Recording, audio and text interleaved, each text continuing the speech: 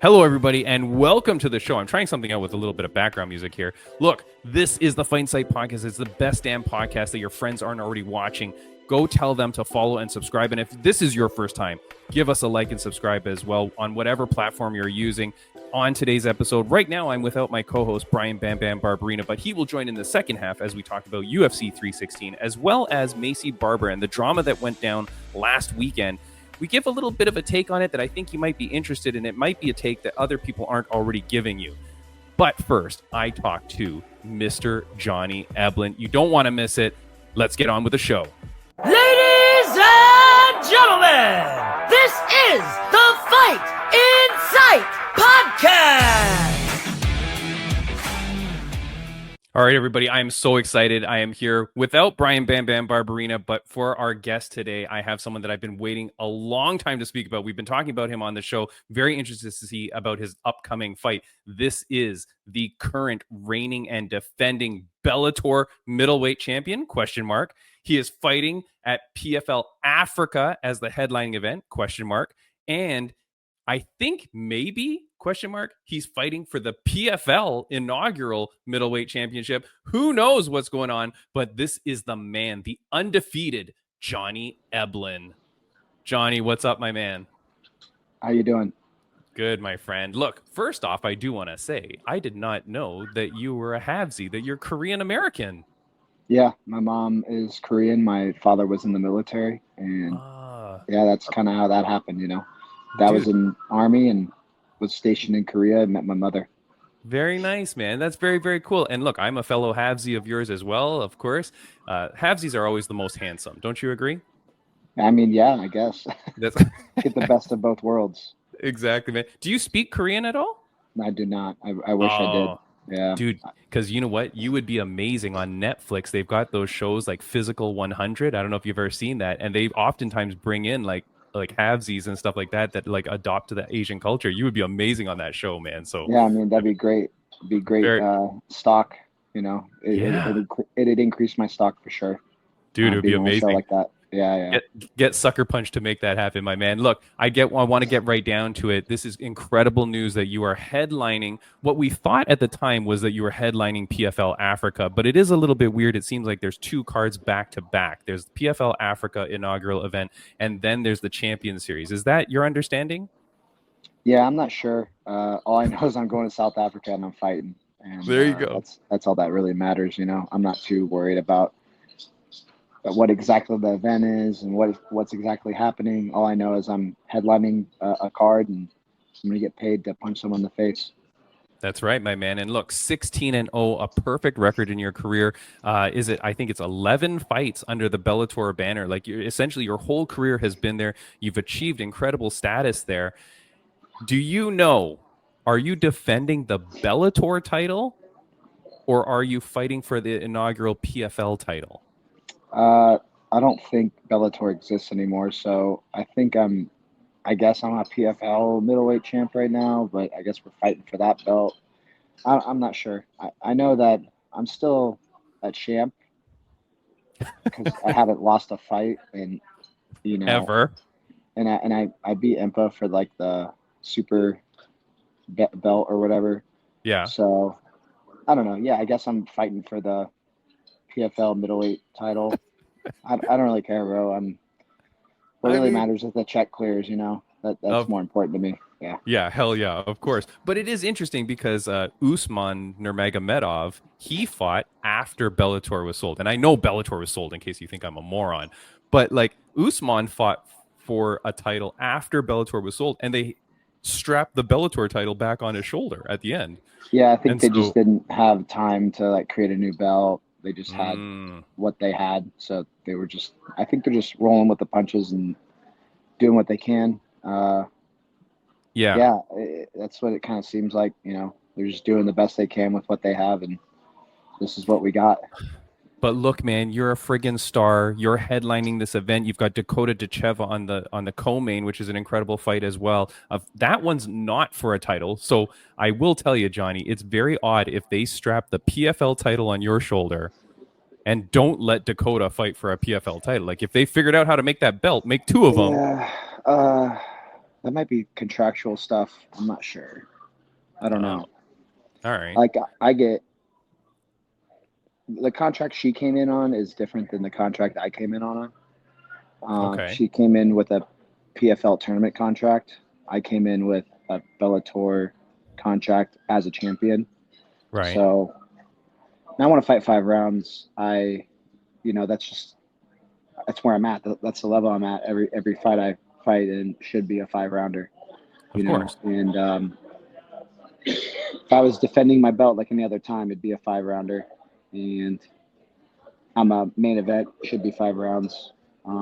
It is what it is. I'm not quite sure what's going on with her end, but I know she's a bad bitch and really, really good and one of the best in the world for sure. Definitely, man. And look, greatness recognizes greatness, and so there you are. But look, what's in store for you? Because I will say, of all the Bellator champions, of all the Bellator superstars, they seem to be giving you the biggest shine, my friend. Like, I mean, you're the one that's getting fights. You're on that SuperFight card. You got to defend your title after that, and now here you are again. Where a lot of other athletes don't seem to be seeing that same recognition. So, what makes you different? I'm not sure, man. Maybe that's just how things panned out. I know other champions that they acquired via Bellator didn't get like similar treatment, I would guess, but I don't know if that's because they favor me, maybe just because things fell in line for me. But yeah, I know they let go Apache, they let go of Bader. I know Corey Anderson hasn't got a fight. I know they like Usman a lot. Yeah, I'm not sure. I'm not in those rooms having those talks, and all I know is I'm looking out for myself at the end of the day, and I need to make sure I fight at least 2 times a year, if not 3. And right now I'm getting 1, and I'm happy about it. Sure, of course. Like, look, you want to get whatever you can get. I mean, we had Corey Anderson, who is on the card as well, who is a champion, but unfortunately his fight is not a title fight because he's moving up to heavyweight for his bout. But when we had him on, same thing. He's like, look, I just want to fight. I just want to get my fights in, make my money, and do my thing. So I'm happy for you. Yeah. I mean, it was interesting with how everything happened with him too, because Nemkov was really the champ, and then he fought somebody. I forgot his name. Guy from Ireland, right? Nemkov did? No. Nemkov left, and then Corey fought for the belt against an Irish guy. I'm pretty sure. Okay. I'm blanking on his name. I know him. Worries. But the talent pool at light heavy is kind of light right now. Sure. Because a lot of people are doing the tournament, and that's kind of what happened to me. Right. But I luckily got 2 fights before this happened, so it's kind of, he didn't. He got 1, and then the whole tournament thing happened, and then now it's like you don't really have people to fight. You're stuck. Yeah, that's the thing. So yeah, Carl Moore was the guy that Carl Moore. Yeah. So good fighter, but great fighter. Yeah, but so this is the thing though, because for you, like, okay, you go out there now, you go 17-0, you defeat your opponent Van Steenis. It's hard for you because you're like, well, what's next for me? Unless you bring in someone for me to beat up, it's not like there's a real division happening in the Champions Series. Is the next thing for you, you think, fighting the tournament winner? Yeah, I mean, I think that's what they're going to try to line up, but 2 of them are my teammates. 1 of them I fought twice, and the other guy is the only guy that would really make sense. Aaron Jeffrey. I'll fight my teammates, but it's not really like I'm here to try to fight the best guys in the world because I'm the best in the world. I'm not gonna fight my teammates. Like it doesn't make sense unless it really makes sense, But it doesn't. They're not ranked top 5 in the world, If my teammates rank top 5 in the world and we got to do it, we got to do it. I've had this conversation actually with Sean Strickland. We were like, hey man, like if we ever have to cross paths, should do it for a belt or something, Yeah. And I was like, yeah, absolutely. That makes sense. So that's just not the circumstances here. Yeah, it is for a belt, but it's not. We're talking about rankings here. We're talking about the actual best guys in the world, and beating my teammate doesn't really put me up a notch. Beating Fabian again doesn't put me up a notch. Honestly, beating Jeffrey again doesn't put me up, or not again. Beating Jeffrey doesn't put me up a notch. So I'm kind of like, there's no one left really. I've cleared out the division. We'll see. We'll see. So then, of course, people are asking the question. Then what is next for you? Because you're 33 years old. You're in your prime. You have not faced any adversity. You've been able to overcome all challenges. How long, can I ask, how long are you in the contract with PFL? Like, how long will this last before possibly we see you go somewhere else? I know early next year my contract expires, and I still have 3 fights on my contract, technically. So Okay. it's just however that plays out. Maybe I fight once, don't fight again, contract expires. We'll see what we do, And there's no automatic. Or I fight twice, Right. But like I said, I beat this guy. I'm not fighting top 5 guys in the world, just Right. plain and simple. Yeah. I'm a top 5 guy, top 3. I think I'm the best, but it sucks when you're there and you can't fight other guys that are ranked either ahead of you or right below you. Right. I'm fighting guys in the top 20, 25, maybe even 30. And it kind of gets frustrating. And I'm just like, I just want to fight, but most importantly, I want to fight the best guys in the world. For sure, man. I want to fight the Chimaevs. I want to fight the Duplessis. You name it. The middleweight division's kind of changing right now, and I like it. I want to fight everybody. And That's right. I just don't have there's no capacity for me to do that with where I'm at currently. So it's a bit frustrating sometimes. Of course, man. And look, we wish all the best for you, man, because like I've been following your career forever and I'm so excited for everything. And I have so many Bellator friends, man, that fight in Bellator. What I do understand and what you're explaining, for people that maybe don't understand is that from my understanding from speaking with Bellator fighters, the Bellator contracts are often time limited, unlike UFC fights that are fight limited. So that's why you're saying it does expire at a certain point next year. Yeah. That then gives you an opportunity. Mine's both. It's both. It's like whatever occurs first, the time or the fights. Yeah. But they haven't been fighting me as much as I would like or whatever the contract was supposed to be. So we're running out of time. That's fine. Yep. Yeah. But at least you have an out, right? Because we've seen where UFC fighters get stuck in a contract forever or for eternity and they can't get out because they don't fight it out. So. But also it's like I didn't get paid my contract. If that makes sense. Course. I signed a contract with $1. Too. I signed a contract with $1 amount. And yeah, it ran out of time, but you also didn't give me the amount of fights that we agreed in the contract. So for sure. It's like I'm owed money technically, but we'll figure it out. We'll see what happens. Well, most importantly, I'm really focused this next fight against Vanstinas, and yes, sir. Just getting better every day as a martial artist, and having fun with it, and not really worrying too much about the future, and just living in the present. Yeah. No, man, I'm happy for you, dude. Like I see you on Instagram and like I have your Instagram handle down below. It's at Johnny Eblen. Very easy to find. And look, man, you have a very nice life. You're living out life. You have a wife. Do you have children? No. No, children, just your wife. We're going to wait. Yeah, we're going to wait. I got to get a UFC belt, PFL, whatever belt, fucking whatever that. I don't know. I need to fight the best guys in the world with zero distractions. I have to be selfish right now, and my wife knows that. And then we're going to work on having kids, whenever I meet those goals and I have the time to raise children and be a good father.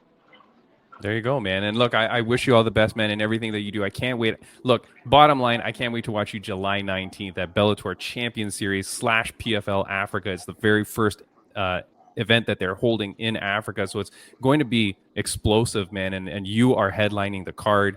I did hear a little whisper that said they thought that Ngannou was going to fight on the card. Are you hearing that at all? I don't know, that'd be cool. I don't give a shit, man.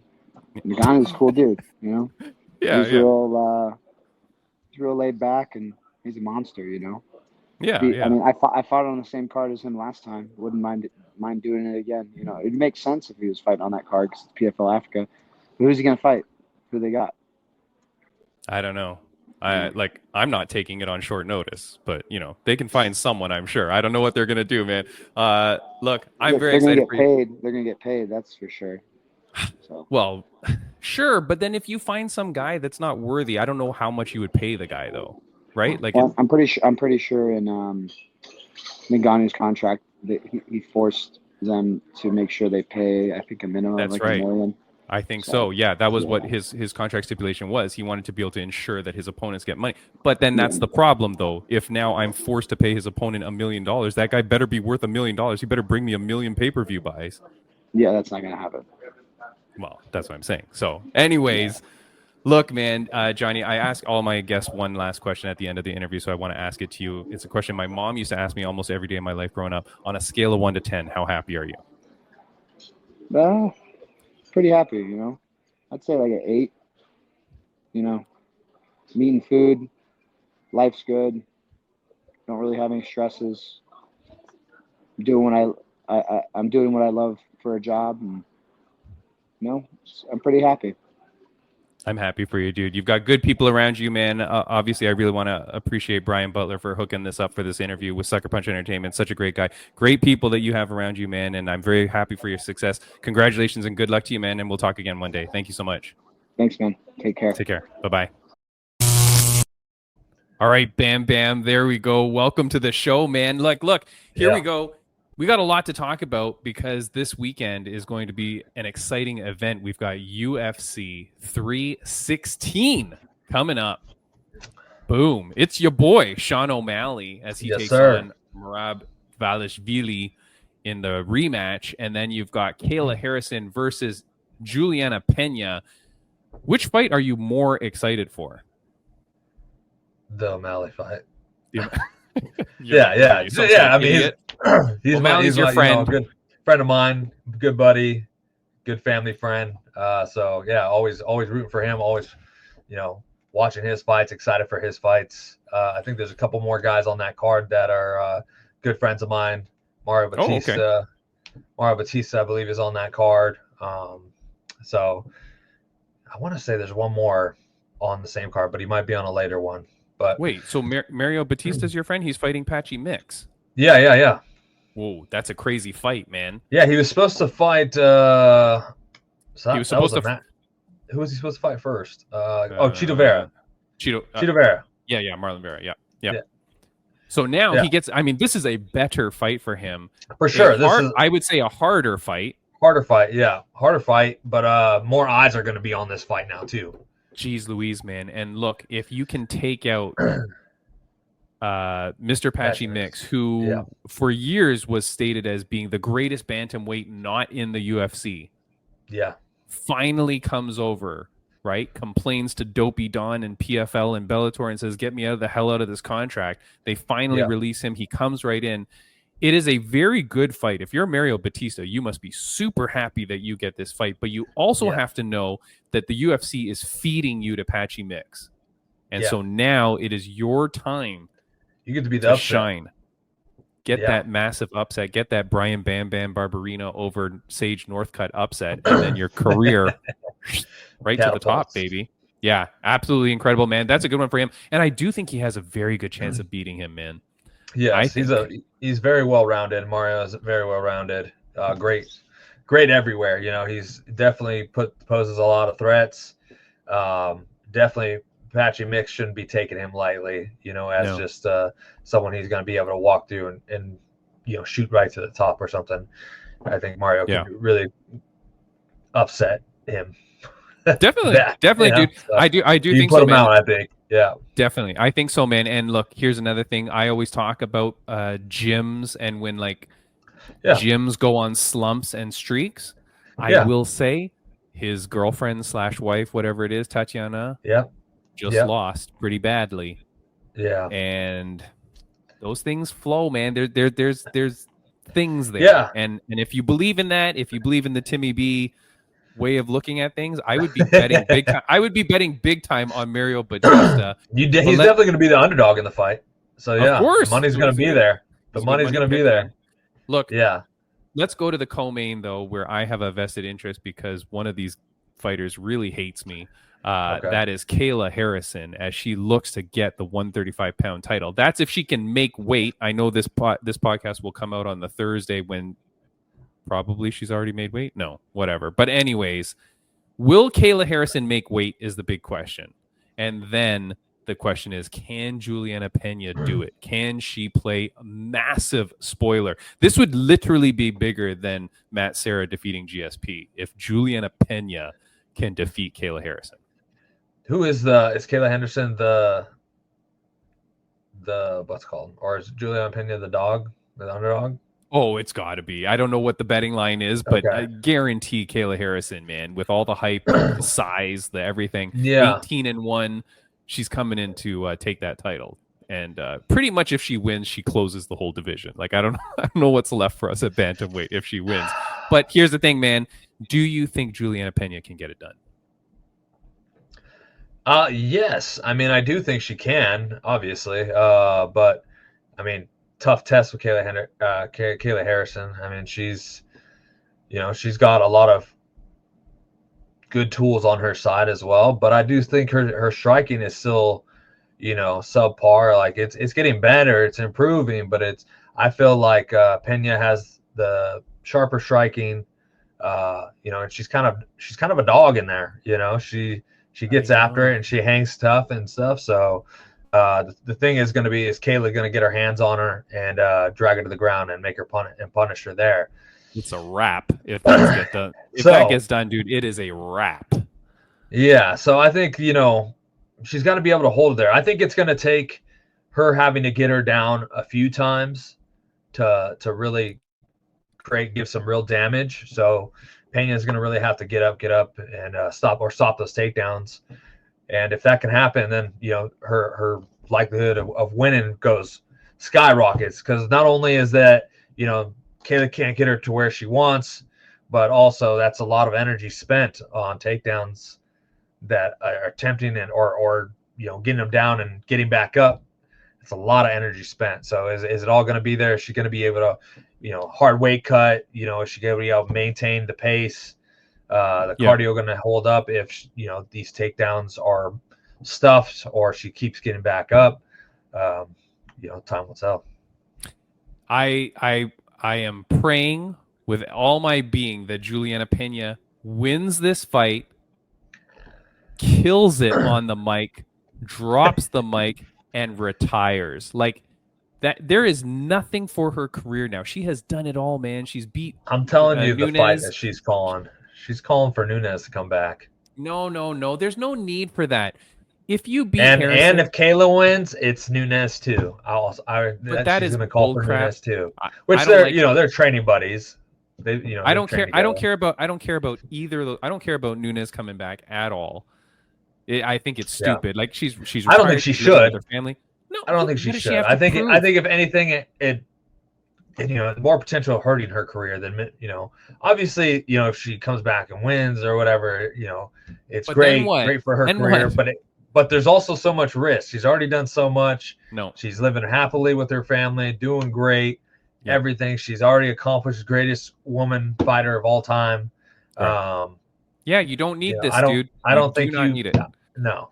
And the UFC doesn't need it either, because here's the thing: even if Nunes comes back and she wins and she gets the title, it's going to be like a GSP versus Bisping scenario. Like she's just going to go, all right, thanks. Okay, now I vacate again. See you later. And then now you create a paper champion. And so it's like, I don't need that. I want the lineage to be there. That said, I'm saying that I want Pena to win and then vacate. But whatever. Because it's a story. Because it'd be so funny. Because it'd be like, screw you. I'm not giving any of you a rematch. I'm out of here. I just made a couple more million in my life. I'm going to go live life with my daughter and my family. And you know what I mean? I just want to see it. I just do not think that. I just don't see the path to victory. That's my problem. Even if she has great striking, even if she can make it a dogfight, I don't know how you beat Kayla Harrison. And I feel like when she gets her down, it's going to be really, really bad. But that said, let's go to the main event. I don't want to spend too long on this one. Sean O'Malley versus Merab. Yep. Look, I am a Sean O'Malley fan through and through. That dude has made me a lot of money over the years. Yeah. Can he get it done, Bam Bam? Can he change up the game? Can he avoid the takedowns? Can he get up when taken down? Everybody gets up when Merab takes him down. That's why he has the highest number of takedowns in a round, because people always get up. Merab is really good, and the fact that his name's the machine. I mean, he literally is a machine. The dude doesn't stop. I believe I've said this before on here. When Chito was fighting O'Malley the second time, and I'll say it again because it goes hand in hand with this as well, is I believe Sean and Tim Welch and their whole team are really smart and do really well at putting game plans together and, having a solid camp and working through them and really set them up for victory. And it's even 10 times better in a rematch. If they've already fought the guy, or even if someone they know has fought the guy, they're able to make the adjustments on the game plan and everything. I know in the Cheeto fight, I knew, the second time, Sean was going to win for sure. I knew the adjustments were going to be made, but I also figured that Cheeto probably wouldn't make very many new adjustments, which he didn't. And, Sean capitalized on those.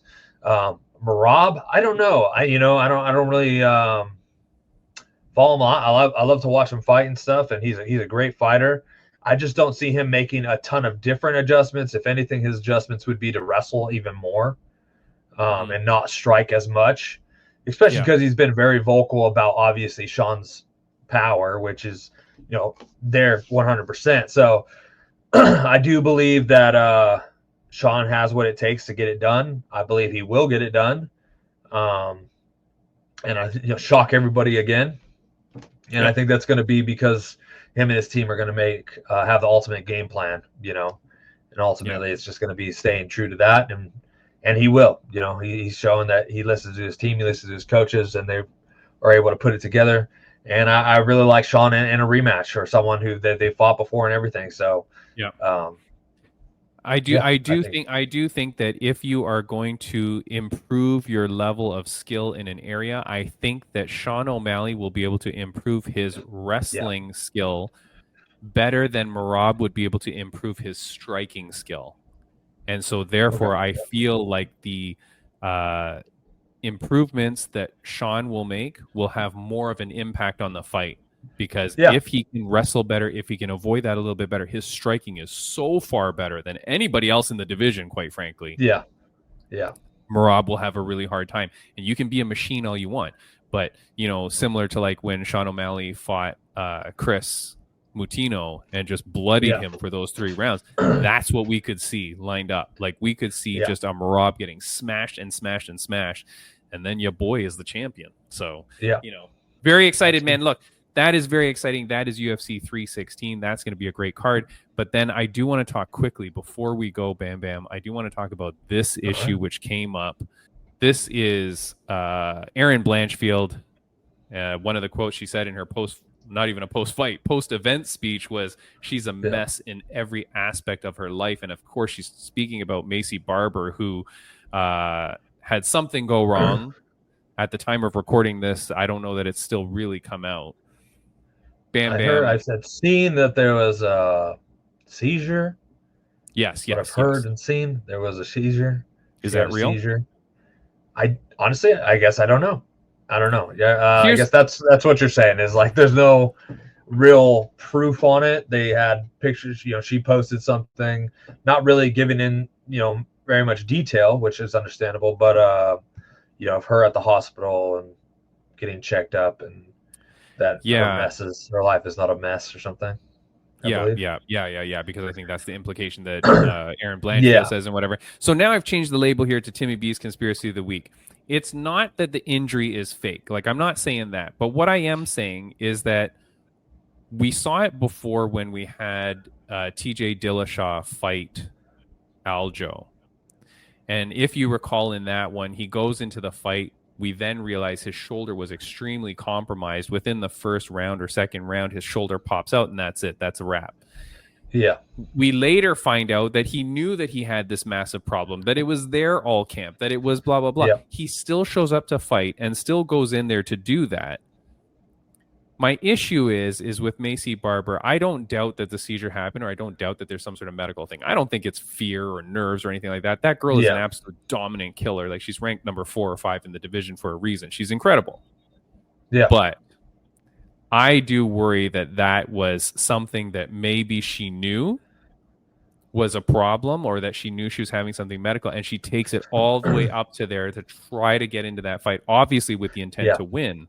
But my problem, Bam Bam, is that, you know, if you're going in there, and so I wrote this in our story on our story on our Instagram page. I just said what people need to consider is if Macy may have known she had true health issues leading into the fight. If so, and if she was entering the fight week and camp compromised, knowing that she might not be able to fulfill the commitment, or even if that means like she couldn't give it her all, that's not cool, man. That's not professional. I do hope that she's okay, but I think that that's something that people have to consider is like, how much did you know that there was this problem? Because if that's the case, that's really not cool, man. And like, there should be some sort of not punishment. I mean, she already lost 20% of her purse, blah, blah, blah. Right. And like, this probably doesn't look good for her, but that's not cool, man. Because this really screws up Erin Blanchfield. Like, what does she do now? That was her ticket to the title fight. And now she's just sitting there. And it's not even like that. Even if she gets a title fight, you lost that opportunity to put your skills on display. All the people that showed up to watch you, all your family, all your friends, all that. And it's such a disappointment on so many levels. And if Macy Barber knew that she was not 100% or that she was compromised in a way, but she was just trying to get to the fight to cash it in, or, you know, still attempt to win. But if you knew that you were compromised, Bam Bam, that's not cool, right?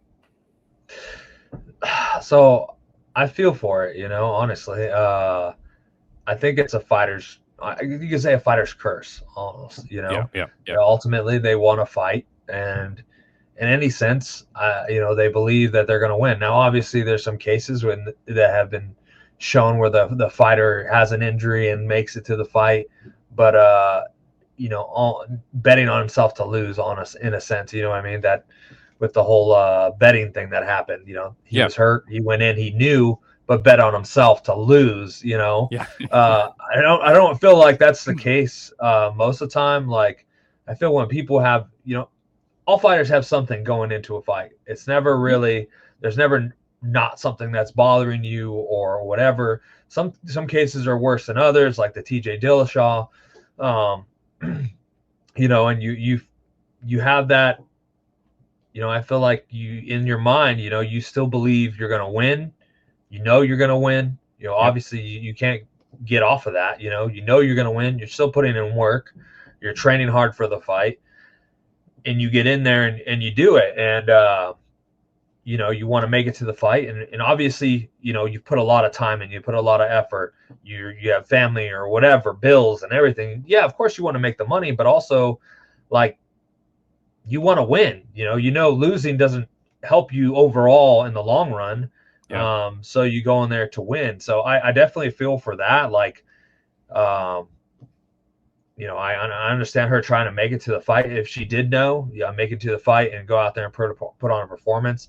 I do feel like something at that severity of like seizures, like if she had a seizure in camp and, you know, knew that there's possibilities of having that or whatever, that kind of stuff is obviously a little more serious than, scary. You know, my shoulder's bothering me. It pops out, but I'm, you know, I can still fight and defend myself for the most part. And there's a chance I could just pop it back in and be fine, you know. That stuff is super scary. So with as far as like, you know, the seizures and everything. And the thing is too, is you are getting checked by medical beforehand, you know, at weigh-ins and everything like that. They are checking on you. You know, who knows, maybe her having that hard cut, not making the weight really had something to do with, you know, what happened the day of the fight. I do really feel for Erin Blanchfield. Like you said, it's a great opportunity to show her skills and really cement herself for that title shot. Stamp your ticket. Especially when there's talk of like, you know, from Wei Lee coming up and stuff like that, you know, really kind of silence that with a win right there, you know, and fill that spot instead. So that's pretty, you know, a bummer for her. I feel for her, but also like, you know, I don't know what it is, what happened with Barber and everything exactly, but I do understand like getting to the fight and continuing to fight and stuff like that, and you know, put it on. But if it's too serious where you're going in and, you know, something's going to happen to you right away, you know, or whatever, like, then it's that's a shame, because also too, the other fighter there is prepared to really take you out, and for you to, really show their skills, and, like you said, make a stamp on what their next move is, and moving up in the ranking. So ultimately it can hurt them in a sense too, but be safe for yourself. We hope, hopefully she's okay, really is really okay. And just take care of yourselves. I really do too, man, because like, look, obviously you want everybody okay. Like we talk about all the time, we want people to have jobs, we want people to have security, we want people to do like whatever it is. That just plays in my head, because it would be so weird to me. It's just so weird if like some crazy medical condition for the first time appears when you're in fight week, on fight day, at fight night. Like the odds of that happening are just so small. And it's like, and then, whether it's the fighter themselves that push themselves to get there, or whether their team pushed them to get there, just all that is not cool, man. Like when there's real things like that, you got to take care of yourself. And I do hope that she takes care. Bam Bam. Look, man, I do want to give a friends of the podcast update. Killer Cub, Kiana Montenegro Cub. She wins a split decision at UNF, and it was an incredible fight. Bam Bam, I'm so happy for her, man. Everybody was messaging me that was there at the event and that was watching. Ringside Rain, of course, announced her as the winner in the cage. Apparently they were hugging it up a lot, and everybody was saying what an incredible fight that was. For that to be her debut as a professional MMA fighter and to kick ass on the UNF stage, which is a great organization, man. They're very friendly to this podcast as well. Congratulations to her. Can't wait to see what's next. Like all her kids, man, on her story, because she teaches like junior kindergarten and stuff like that. The kids were all watching. And then awesome.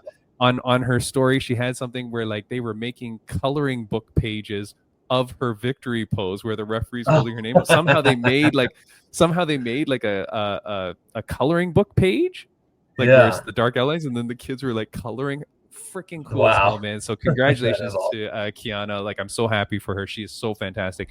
And look, of course, this weekend, do not miss it, man. Fight League Atlantic, FLA 20, fightleagueatlantic.com. You can get the pay-per-view there. We are in Dartmouth, Nova Scotia. It is at the Zatzman Sportsplex. If you're anywhere in the region, go out there and buy your tickets and be there, because nothing's better than live fights. But definitely fightleagueatlantic.com. Go there, check it out, man. Bam Bam. That's the end of this podcast, my friend. I'm so happy that you're here, that we got to talk about this. We don't normally break down fight cards, but those two main and co-main, I thought it was like kind of important. We both had vested interest in those fights. As lame as my vested interest is, but that's an exciting one, man. And so look, we'll be watching the fight. Bam Bam. Have a good one, my friend. Thank you so much for joining the podcast, buddy. And we'll see you next week. Next week's guest, not too sure, but we'll figure it out. Have a good one, my friend. Good one. Bye.